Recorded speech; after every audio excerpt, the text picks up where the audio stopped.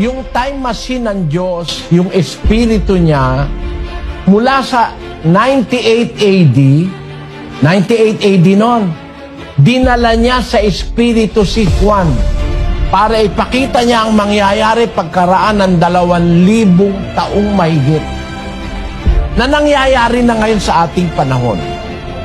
Para kumbaga sinakay si Juan sa time machine, kinuha siya ng espiritu para ipakita sa kanya sa vision kung ano ang mangyayari 2,000 taon pagkatapos niya.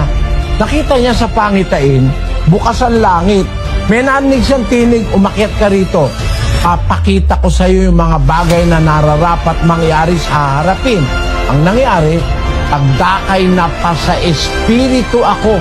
Kumbaga, tumakay siya sa time machine para makita niya yung mangyayari sa hinaharap na mula kay Juan hanggang sa ating panahon, 2,000 taon na ngayon nakakalipas. Nakita niya na yung nangyayari. Kaya alam ko nakita niya, sinabi niya sa Biblia kung ano mangyayari. At yun nga nangyayari ngayon.